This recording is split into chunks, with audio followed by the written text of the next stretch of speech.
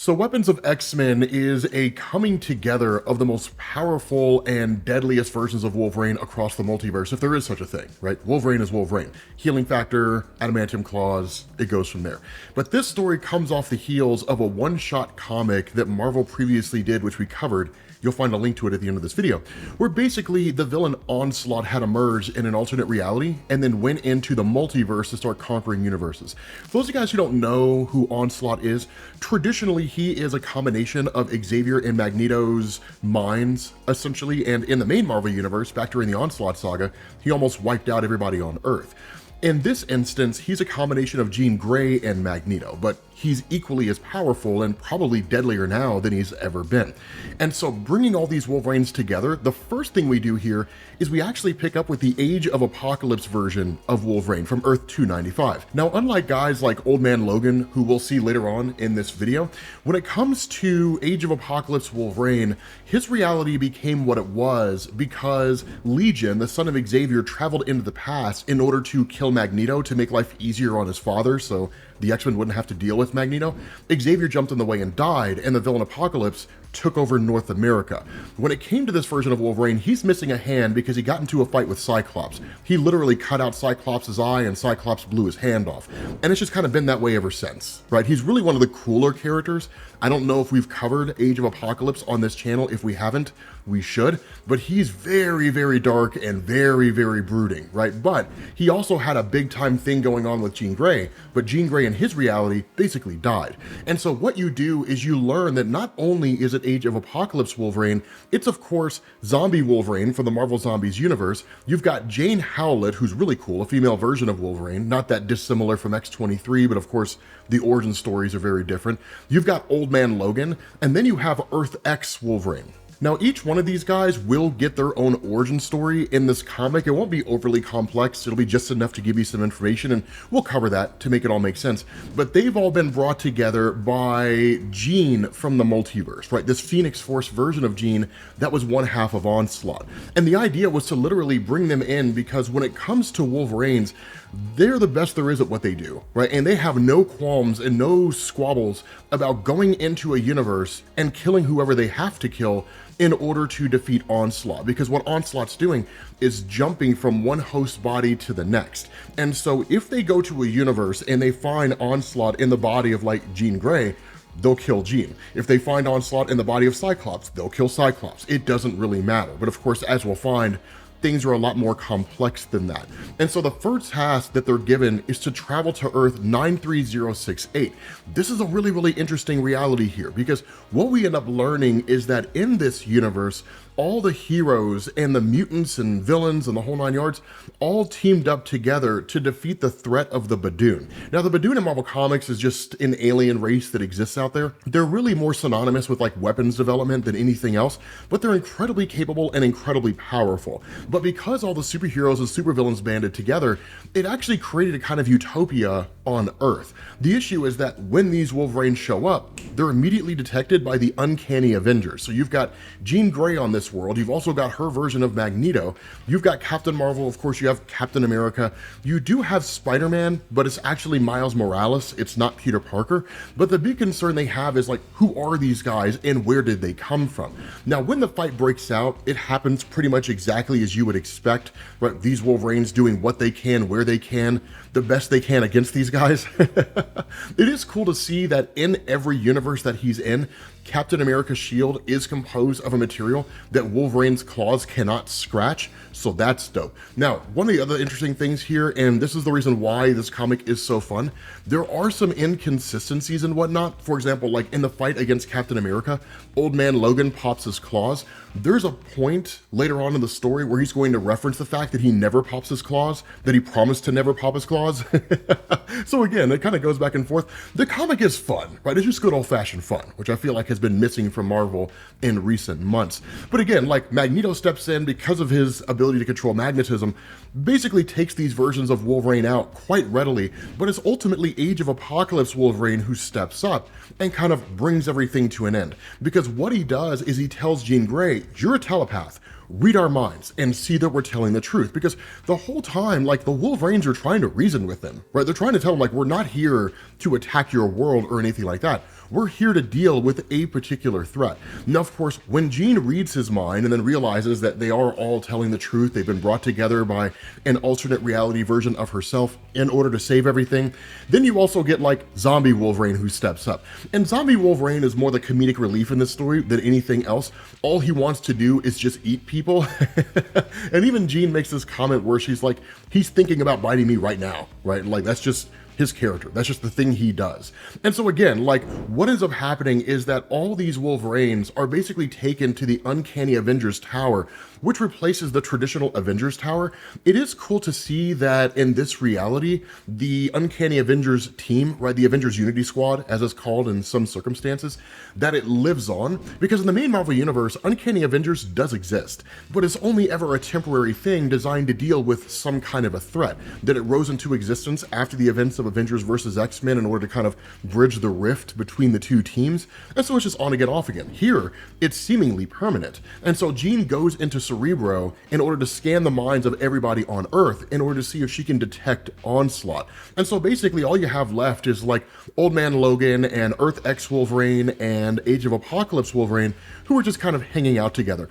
Earth X Wolverine is particularly interesting, and I'm curious to see how you guys respond to his character, for those of you guys who never saw our videos on Earth X. But one of the things that also happens here is that because they're just kind of waiting for an hour or so, they kind of have this conversation off panel about like Zombie Wolverine and his healing factor in the zombie infection.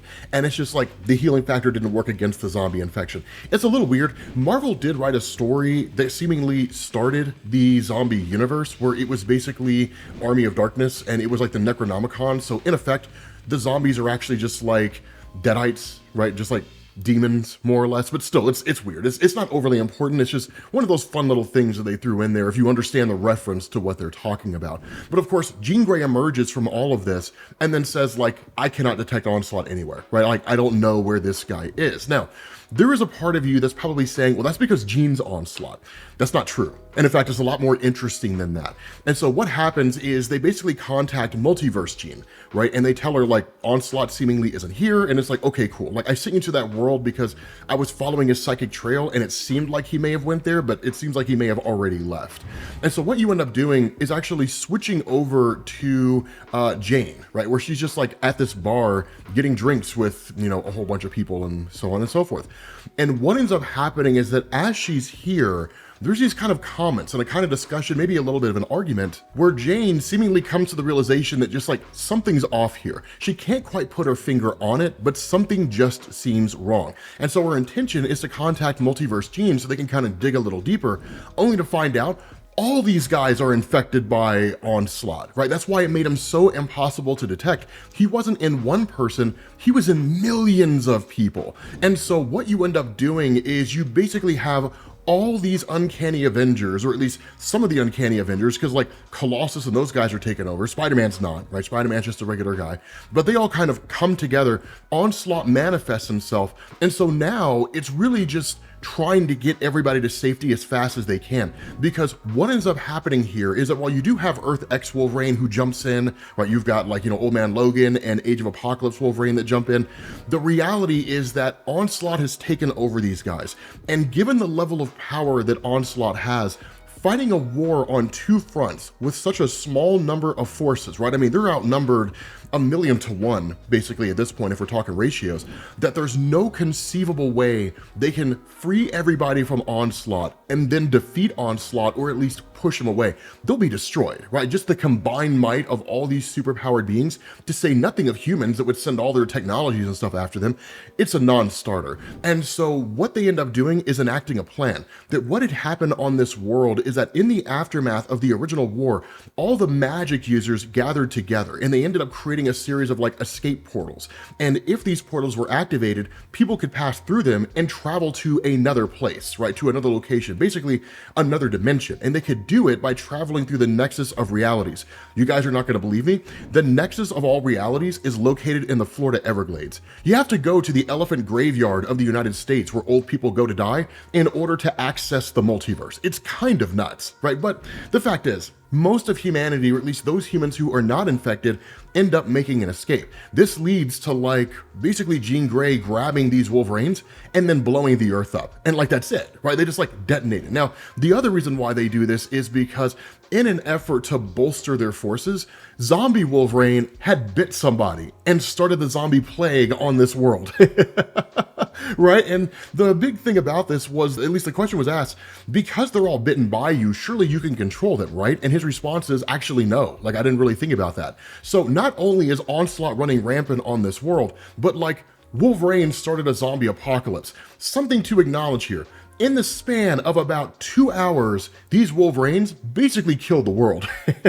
These guys are inept. Like, it's nuts. But the fact is, right, they obliterate this planet and they move on to the next one, which is actually the home world of this multiverse version of Jean Grey herself. Now, here's what's cool about this. We get the origin of Earth X Wolverine, who has one of the coolest and most interesting origins in Marvel. But it's not just Earth X Wolverine, it's also his reality's version of Jean. So this was all part of Earth X, Paradise X, Universe X, right? That whole thing, that trilogy that came together. I think we only ever covered Earth X. The idea behind this was that Jean Grey's story very much mirrored her story in the main Marvel universe, which is to say she became a host for the Phoenix Force and all that kind of stuff. Eventually, Jean Grey loses her powers. I don't remember the exact details as to why, but she just goes forward as a regular person. Now that goes into the whole Earth X continuity, but she ends up basically leaving the X-Men once the team disbands after the death of Charles Xavier and basically every telepath on Earth. And so she ends up striking up a romantic interest with Wolverine. The issue with this is that Wolverine is almost never home, and so he's basically working with the X-Men before the team breaks up. But once it's disbanded and once it's done, he actually ends up going to Miles Warren, who is historically a Spider-Man villain, right? Best known for like the clone saga where he cloned Peter Parker and different things like that. He basically injects Wolverine with a serum that suppresses his healing factor, and the idea was that it would allow him and Jean to lead some measure of a normal life. The issue with this is that Wolverine being powerless mirrors the reality of Jean Grey, and whether she was willing to admit it or not, she was able to live vicariously through him by seeing him go out and fight with the X-Men and so on and so forth. So in an effort to make things better, Wolverine inadvertently made things worse. Now this is also Jean just being unable to cope with her reality and then taking it out and refusing to acknowledge it, blaming everybody but herself. But the fact is that at the end of the day, the two of them end up splitting and going their own separate ways. Also, the suppressed healing factor is why it is that this version of Wolverine gets fat. But the bigger point, it is strange to see a fat version of Wolverine. The bigger point is they end up traveling to Earth 80777. And on this reality here, I wouldn't go so far as to say that it's like a happy ending for everybody, but for the most part, the X-Men just kind of get the ending that you always expected. In this particular instance, Cyclops never abandoned Madeline Pryor and his son Nathan to go back to Jean. Instead, he stayed married to Madeline, and they've been married for quite some time. They've got kids of their own, specifically like Nathan, kind of their child. Nathan's getting married. Wolverine actually has a whole family unto himself. Things are not terrible for these guys, and they actually work out pretty well, which is kind of dope here. It is a little bit of a reminder for Earth X Wolverine about how, you know, his life didn't quite turn out the way that he hoped he would, right? And he literally like turns around and walks away while playing the sad Incredible Hulk music. You guys know the song that I'm talking about. But again, right, Jean shows up here. She tells everybody what's going on. I am hunting for Onslaught. I believe that he's arrived here on this Earth. Now, the cool thing is that because all these Earths that they're going to have histories that are in some ways and in a lot of ways identical to the main Marvel Universe, they all know who Onslaught is, and they all understand the threat that Onslaught poses. What is interesting here is that with the help of Illyana Rasputin, also known as Magic, the sister of Colossus, who's replaced Doctor Strange as the Sorceress Supreme, she locates Onslaught in the Savage Land. Now, the Savage Land is a cool thing that we've never ever seen or heard of in the Marvel Cinematic Universe. Maybe one day we will, but in Marvel Comics, the Savage Land is actually down in Antarctica, and it is basically a jungle, right, where you have like dinosaurs and different things like that. There's a whole reason how it was created, why it exists, and it all really is part and parcel to the Beyonders in Marvel Comics. We don't need to go into it. Just know that like it's a cool spot and it'd be dope to see. It would make the Marvel Cinematic Universe feel like Land of the Lost for a short amount of time. But once they get there and they find Onslaught, they realize it's a distraction, that it's not actually Onslaught. He's just like standing there on a cliff outside of a cage.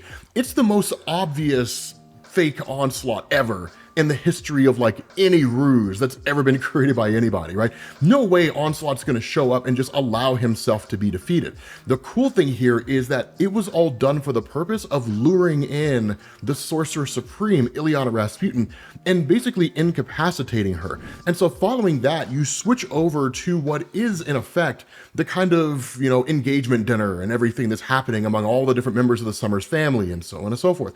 And while they're all hanging out, of course, Jean and the X-Men show up on the scene and they start attacking everybody under the idea that Madeline Pryor is possessed by Onslaught. Now, what it does is it makes her look like the crazy ex, right? Just like, I used to be married to Cyclops and now you, or at least not really married, but like with him, and then like, you hussy homewrecker have stolen my man, right? That's what it looks like. That's how it comes across.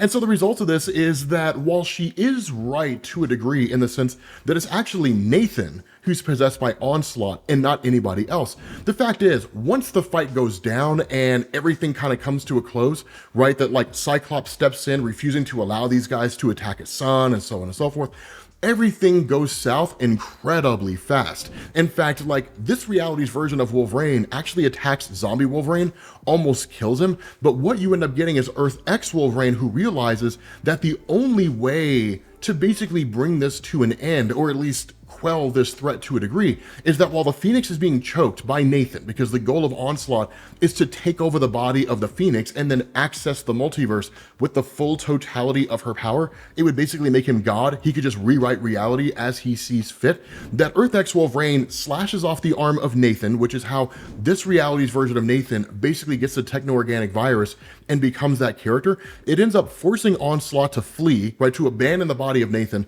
He takes off. The day's momentarily saved, but basically they kick Jean Grey out, right, along with the other Wolverines. They're like, you've just destroyed this entire coming together. I guess thanks for your help in trying to defeat Onslaught, but like, you need to go. All you do is bring pain and suffering everywhere you go. And so as a result of this, they all retreat back to Jean Grey's main base of operations, and that in turn leads to Onslaught arriving on another world. Now, here's the thing. This is technically the third issue of the story.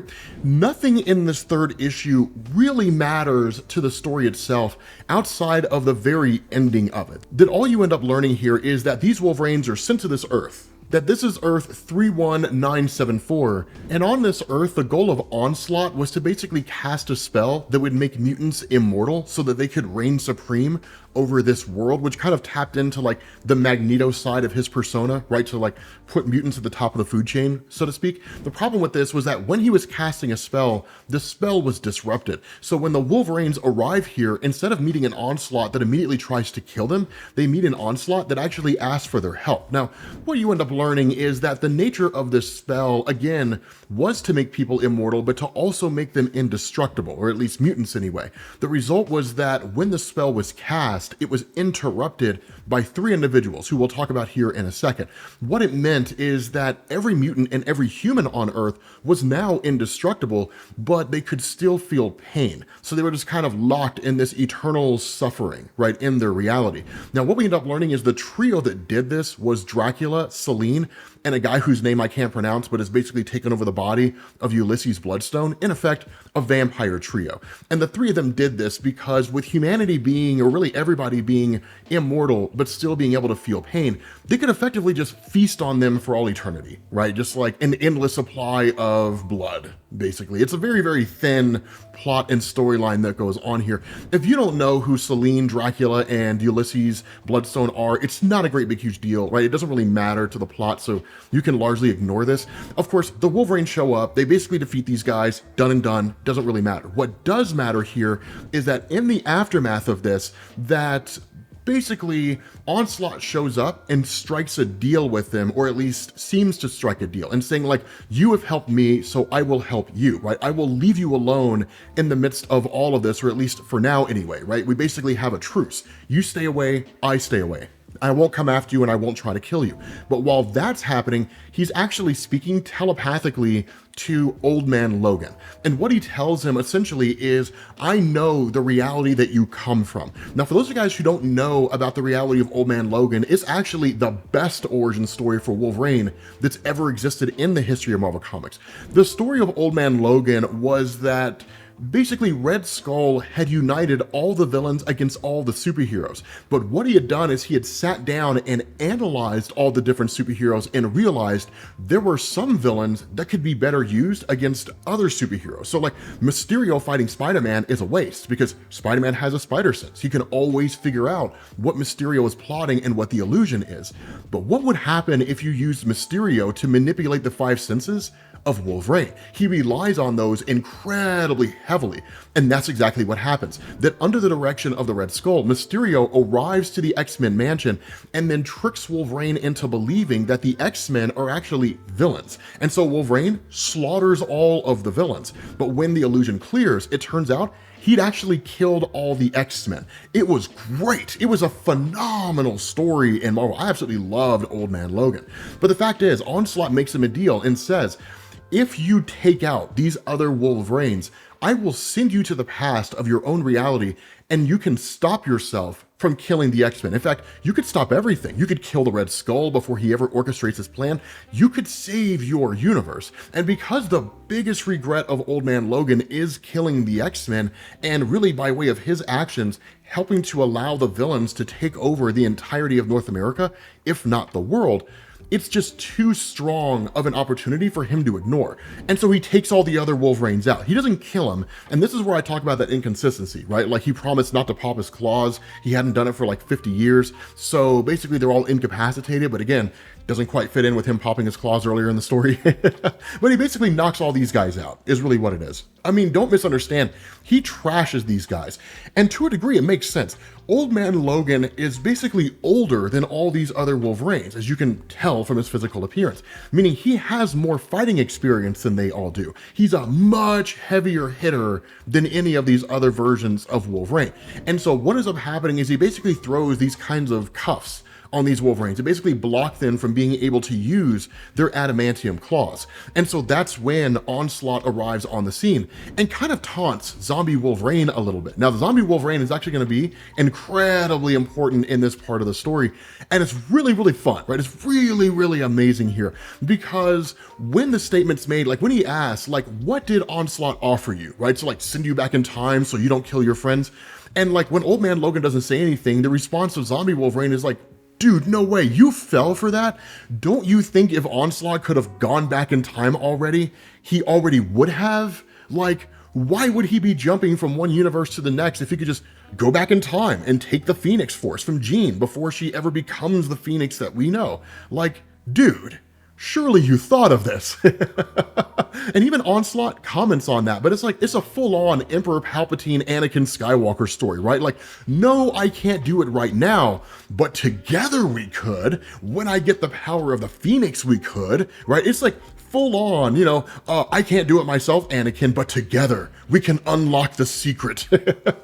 Right? It's kind of funny, right? It's really, really cool the way that it happens. But also, Onslaught's incredibly ingenious here because what he does is he tells Logan, you need to call Jean Grey to us, right? Like, call Jean Grey here.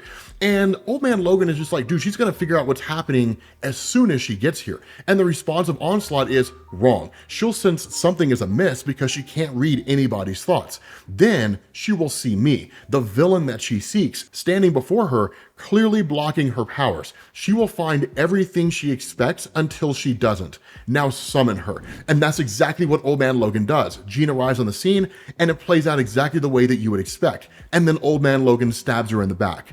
And the response, the question she asks is like, why would you do this? And that's where Onslaught's like, it doesn't matter, right? Like, what's important now is I will finally have the power that I've been seeking. And given the power that you have and the weakened state that you are in, it'll be so easy to strip it away from you, right? It's the one thing that I've been shooting for. The cool thing is he also gives her an alternative. What he says here is that if you and I engage in a real fight, yes, I will overcome you, yes, I will take your power, but it'll lay waste to this world. Instead, you can give me your power and I will spare this world. And she asked the question, why should I care about this world? And he says, look around you, scan your mind out into the world and see, this is a world of happy endings.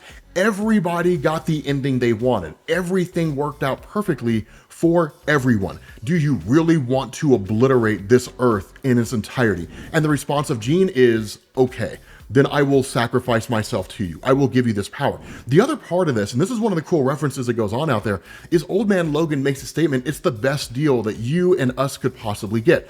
Give up the Phoenix Force, and Onslaught promises that he'll only screw with the bad universes first. The Cancerverse, the zombie worlds. The Cancerverse is particularly interesting because the Cancerverse was a universe where they basically killed Mistress Death, and it allowed the beings of like Shuma Gorath, what are called the many-angled ones, to basically seep into that reality through Doctor Strange and take control of everything. So yes, everybody's immortal, but they're also like these demonic slaves. It's really cool. They killed Galactus and turned him into the Galactus engine. That was in a story called the Thanos Imperative. We covered that. We've covered everything on this channel. Jesus. But I guess when you're doing this for like a decade, kind of makes sense, right? But the bigger point is, Onslaught will not come for them first. And so what happens is Zombie Wolverine actually starts chewing through the cuffs of these different Wolverines and essentially frees them. And then a fight breaks out where it's like Old Man Logan against all these other versions of Wolverine all at the same time.